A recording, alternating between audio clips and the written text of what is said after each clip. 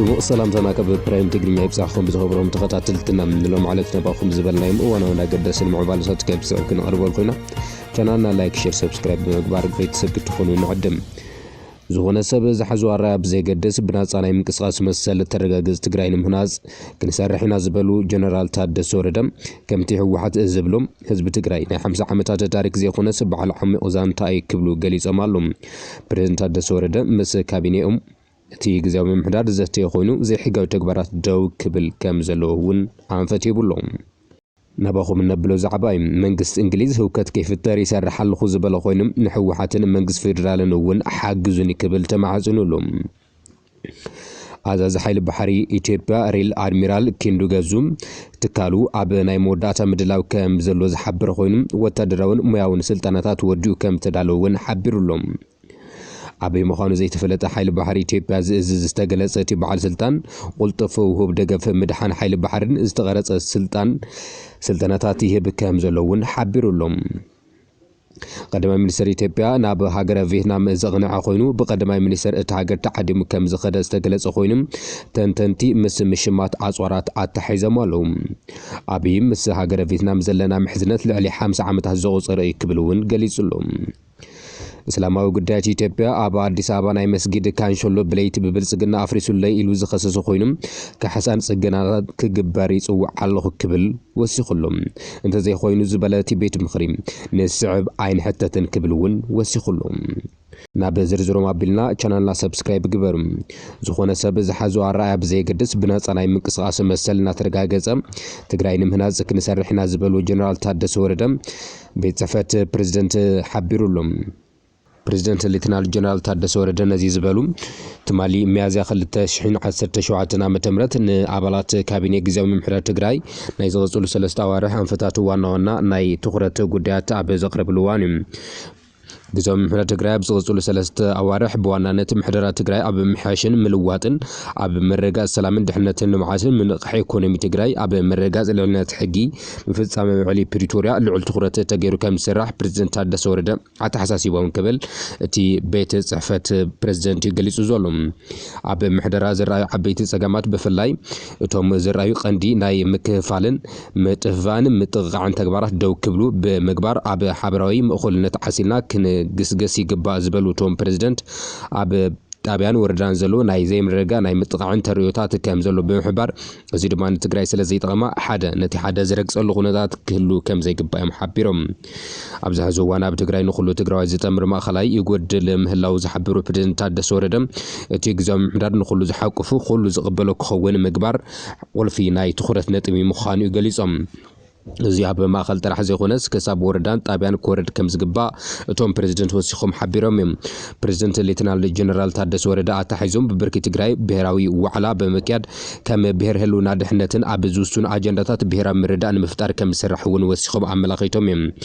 እዞም ህዝባዊ ዋዕላታት ብብርኪ ዞባን ወረዳ ዞባን ንምክያድ ከም ዝተሓዘ ካብቶም መድረኻት ዝርከቡ ሓሳባት ድማ ጠሚርኻ ወዲብኻ ናይ ትግራይ ምሕደራ ፀገም መፍትሒ ኣብ ምግባር ክስርሐሉ ከም ዝግባእ ቁልፊ መደብ ናይቲ ዝቕጽል 3 ኣዋርሕ ዕማም ምዃኑ እውን ኣመላኺቶም እዮም። መንነት ትግራዋይነት ብኻባይነት ዝፀባቐሉ ኩነታት ከም ዘሎ ተገንዚብካ ብፍላይ ድማ ናይ ውልቀ ሰባት እዩ ከይበልካ ምክንያቱን ሳዕቤኑን ብዕሙቐት ብምርዳእ ምፍታሕ የድሊ ዝበሉ ፕሬዝደንት ታደሰ ወረደ ትግራዋይነት ትግራይ ኣብ ዝሓለፉ 30 ወይ 50 ዓመታት ዝተፈጠረ ዘይኮነስ ናይ ዘመናት ዝተሃነፀ ጽኑዕ መሰረት ዘለዎ መንነት እዩ ክብሉ እውን ገሊፆም እዮም። ፕሬዝደንት ታደሰ ወረደ ከም ዝገለጽዎ ኣብ ህዝቢ ዘለዉ ሓቅታት ስጋትን ክወፁ ምግባርን ምልላይን ካብዚ ተበጊስ ድማ ክግበር ዘለው ብመልክዕ ፖሊሲ ወዲብኻ ኣዳሊኻ እርማት ክግበር እዩ ብምባል ናይዚ ዕላማ ድማ ኣብ ትግራዋይነት ክፍጠር ዝኽእል ናይ ከባቢያዊነት ፀገም ካብ ስሩ ብምፍታሕ ሓድነት ህዝብና ብምብራኽ ምዃኑ ዝዓለመ እዩ ክብል ገሊፆም እዮም። ፖለቲካ ትግራይ ኣብ ክልተ ዋልታ ጫፍ ዘረገፀ እዩ ዝበሉ ቶም ፕሬዝደንት ነዚ ምዕሩይ ንምግባር ድማ ከም ህዝቢ ብሄራዊ ዕርቂ ምፍጻም ዘድሊ ምዃኑ ኣብሪሆም እዮም። ተመሳሳሊ ኣብ መብዛሕትኡ ወረዳታት ትግራይ ዝረአ ዘሎ ናይ መሪሕነት ፀገም ብፍላይ ድማ ኣመራርሓ ኣብ ሓደ ከባቢ ምስ ቤተሰቡ ንምንባር ብዘኽእል ዓርሰ ምሕደራ ብዘረጋግፅን ኣገባብ ንምፍጻም ብዕቱብ ከም ዝስራሕ ፕሬዝደንት ታደሰ ወሲኾም ኣገንዚቦም እዮም።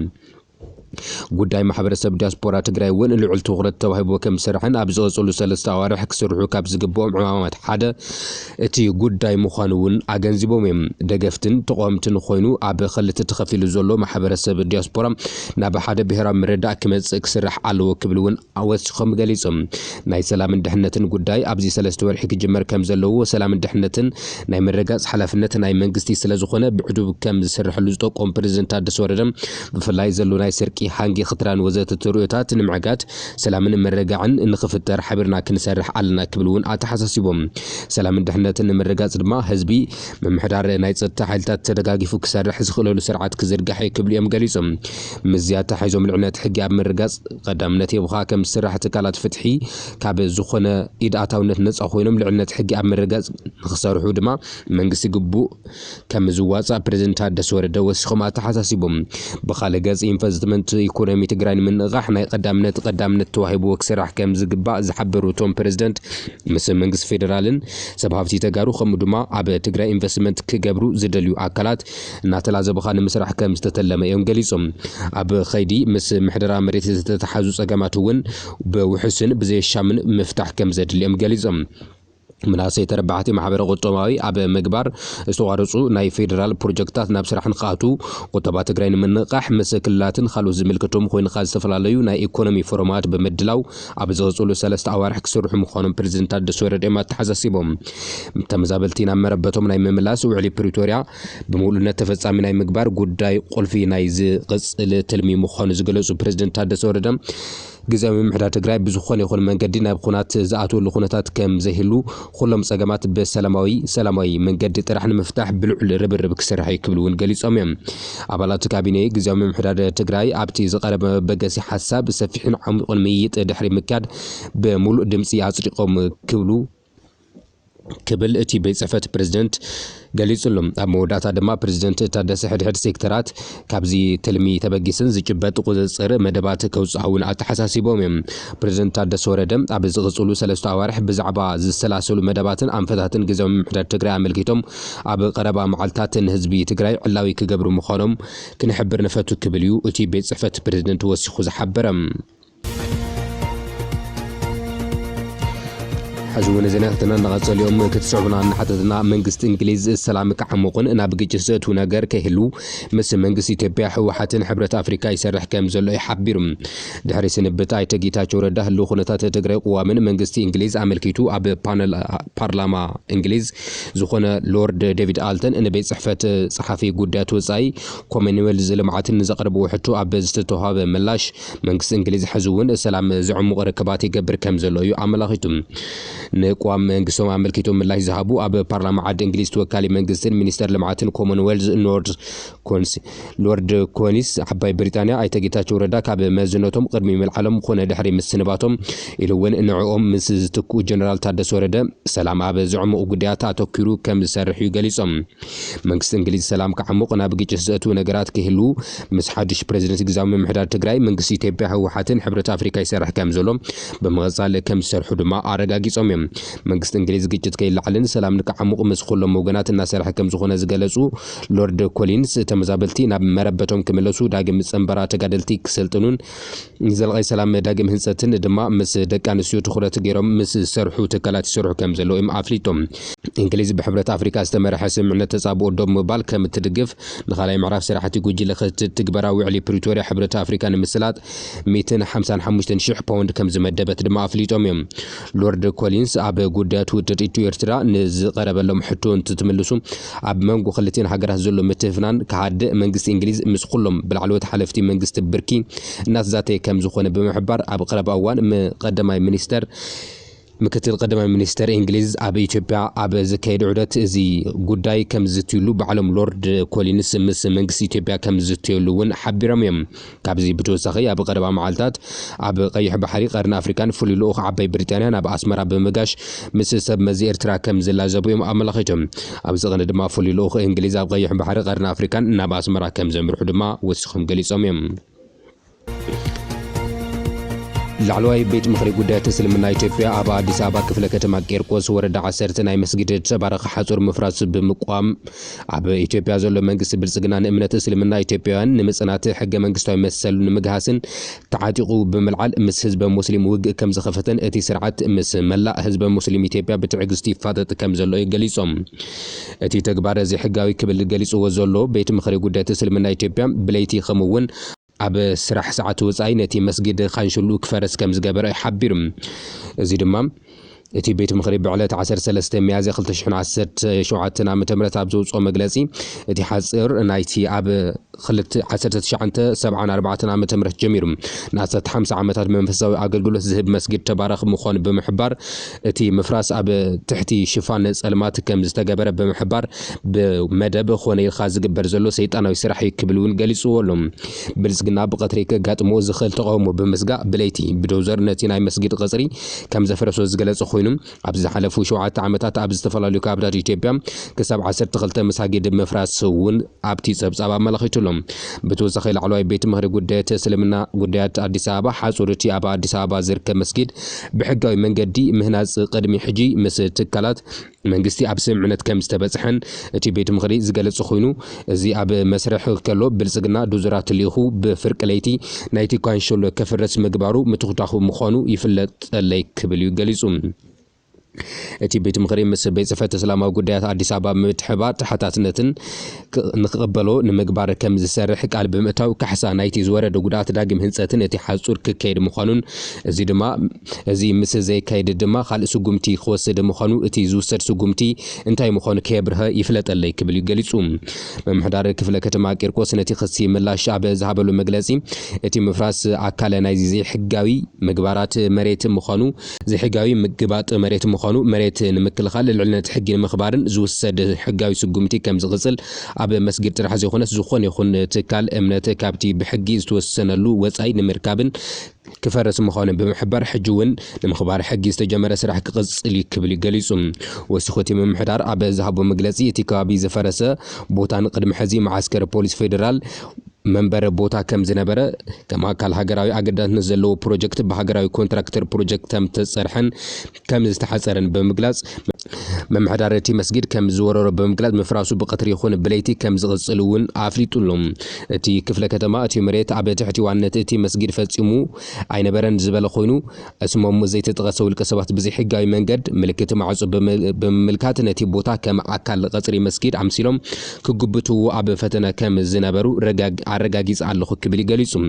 እቲ መምሕዳር ኣብቲ ዝተዛብዐ ሓበሬታ ዝተመርኮሰ ዘይግቡእ ንጥፈታት ዝተዋፈሩ ኣካላት ኢሉ ዝገለጾ ንህዝቢ ከደናግሩ ወይ ድማ ሕጋዊ ኣግባብ ከደኽሙ ኣብ ዝኽእሉ ተግባራት ክቁጠቡ የጠንቅቕ ኣለኹ ዝበለ ኮይኑ ዝኾነ ይኹን ንጥፈታት ዝጻባእ ህዝባዊ ተቃውሞ ብስቕታ ከም ዘይሕለፍ እውን ይፍለጠለይ ክብል ሓሊፉ ሓቢሩ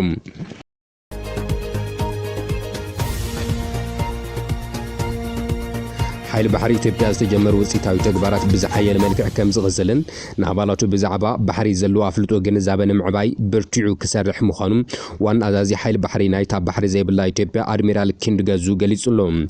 ንሱ ከም ዝሓበሩ እንተኾይኑ ሓይሊ ባሕሪ ኢትዮጵያ ካብ ጉራብቲ ሃገራት ብዝሓየለ መልክዑ ከም ዝውደብን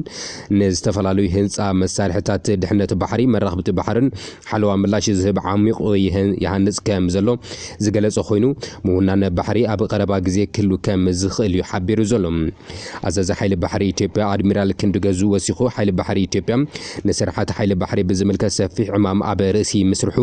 ምስ ሓይሊ ባሕሪ ፈረንሳይ ሩስያ ካልኦት ሃገራት ውህደት ስልጠና ይካይድ ከም ዘሎን ነቲ ቅድሚ 35 ዓመታት ዝተበተነ ሓይሊ ባሕሪ ኢትዮጵያ ዳግማይ ስርሑ ናብ ንውሪ መርሖ ከም ዘሎ ዝገለጸ ኮይኑ ኣባላት እውን ኣብ ዘለዓለ ናይ ኣእምሮ ድልውነት ከም ዘለዎ ይሓቢሩ ኣብቲ ምይጥ ሓይሊ ባሕሪ ኢትዮጵያ ኣብ ልምዓትን ስልጠናን ሓይሊ ሰብን ህንጸት ዓቕምን መሰረተ ልምዓትን ወታደራዊ ድልውነትን ኣብ ትሕቲ ዝብል ኣብ ዝከይዳ ኼባ ነቲ ዝገለጸ እቲ በዓል ስልጣን እቲ ሰራዊት ብምዕባይድ ብምጥንኻርን ዕውት ስራሕ እናሰርሐ ከም ዝኾነ ዝሓበር ኮይኑ በጀቱ ብዘይካ ካብ መንግስቲ ኢትዮጵያ ካብ ሩስያን ፈረንሳይን ምዃኑ እውን ኣስሚሩሉ ኣሎ ባሕሪ ኢትዮጵያ ክፍሉ ብዝደልዮ መጠን ምጥንኻርን ንሰራዊቱ ወሰኺ ዓቕሚ ንምዃኑ እናወገኖም ዝርከቡ ተግባራት ኣጠናኺሩ ከም ዝቕጽል ዘፍለጠ ኮይኑ ነቲ ባሕሪ ንምውናን መንግስቲ ዘካይዶ ዘሎ ንጥፈታት ብምክትታል ነቲ ካባይ ምዃኑ ዘይተፈለጠ ባሕሪ ድሕሪ ምቁፅጻር ድማ ንዝሃቦ ተልእኾታት ብሓያል ወነ ከም ዘፈጽም ወሲኹ ገሊጹሎም እቲ ኣድሚራል እቲ ትካል ኣብዚ ሕዚ እዋን ዋና ኣብ ስራሕ ልምዓት ዝሰልጠነ ሓይሊ ሰብ ብቑዕ ሰራዊት ከም ዘለዎ ዝገለጹ ኮይኑ መሰረተ ልምዓትን ወታደራዊ ድልውነትን እቲ ሰራዊት ንምዕባይ ንባዕሉ ኣብ ምጥንኻር ዕውታት ተግባራት ይፍጽም ከም ዘሎ ድሕሪ ምግላጽ እቲ ትካል ወሲኹ ተመክሮ ንምድላብ ናይ ደርጊ ዝነበሩ ኣባላት ሓይሊ ባሕሪ እውን ኣብ ጎኑ ኣሰሊፉ ከም ዘሎ ሓቢሩ ዋና አዛዚ ሓይሊ ባሕሪ ኢትዮጵያ ሪል አድሚራል ክንዱ ገዙ ወሲኹም እቲ ትካል ኣብ ዝሓለፉ እዋናት ብዙሓት ስራሕ ከም ዘካየደ ዝገለጹ ኮይኑ ካብ መንግስቲ ኢትዮጵያ ዝወሃቦ ዘሎ ዕማማት ተቐቢሉ ኣብ ናይ መወዳእታ ምድላው ከም ዘሎ ኣፍሊጡሎም ኣብ 2018 ኣቆጻጽር ኣውሮፓውያን ዘይቅዱስ ኪዳን ኢሳያስን አብይን ኣብ ዝተጻበረቀሉ ግዜ ዓሰብ ምስ ወዳፎም ክንመቐሊና ዝበለ አብይ አሕመድ ናብ ከተማ ዓሰብ ተጓዒዙ እቲ ወደብ ከም ተዓዘበን በበጀት ፈረንሳይ ጽርግያ ኢትዮጵያ ዓሰብ ከም ዝወገነ ዝፍለጥ ኮይኑ ውዕሊ ፕሪቶሪያ ስዒቡ ዝምደናታት ምስ ደስከለ አብይ ንጉዳይ ቀይሕ ባሕሪ ዝምልከቶ ሕቶ ናይ ህላወ ሞት ክብል በተደጋጋሚ ክገልጽ ክስማዕ ጸኒሑ ሓይሊ ባሕሪ ኢትዮጵያ በኤርትራን ኢትዮጵያን ዳግማይ ዝተመስረተ ኮይኑ ብ2019 ሓይሊ ባሕሪ ኢትዮጵያ ብዝብል ወታደራዊ ክዳውንቲ ምስ ሓይሊ ባሕሪ ኤርትራ ሓበራዊ ልምምድ ምክያድ ንሕድሕድ ኣብ ከተማ ባጽዕ ክረኽቡ ይግበር ከም ዝነበረ እውን ይዝከር እዩ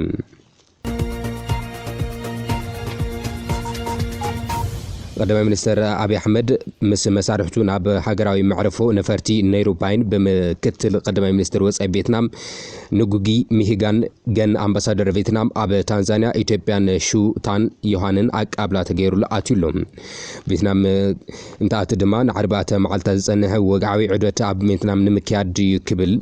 فيتنامن إثيوبيان إسران سلستن لكاتيت 1977 عام تمرت حزن دبلوماسيا وزمدنا دحري ممسراتن أب 2016 بل 5 عامات ممسرات متسارن نبعل مخانو أبي أحمد قليسلهم منقص فيتنام أبي زهبو مجلسي خلت هاجرات النووي حوان صنحم حزنة زلون خوينن بحتاوينة مدرخات بغزالن نحد حد الدقاقة فاين زبل خوينن بزرزر انتاي مخانو محزنة قلنا أي تقلسوني خلتين هاجرات أبي حسرت شعنت 76 دبلوماسياوي زمدنا أبي زمسرتان دحر زي ناي مجمرتا وقعوي عدوة العلوة مرحتي إثيوبيا ناب فيتنام خوينم بتوسخي أمونغو فيتنام من إثيوبيا دحر شوحات عمتات نفلم أوان زكايد ناي لعلوي درجة لوخم اللوات مخاني تقليس زولهم قلتن تنتي إثيوبيا مشمات أسوار زتأثرو علوهم قدم منستر أبي أحمد أبي زحلفو مس مرحتي فيتنام أبي زكايد وركبات هاجرو نفيتنام بتقدس نت كمتريا مس فيتنام زمدنا كم تتناخر كم زدلي كم زحبر خوينم زيون أكلتي كابجتي موزلو بودوتات نموزع زكايد زولو دبلوماسياوي سعري مخانو اتوم تنتن توسخم ناقلسيوم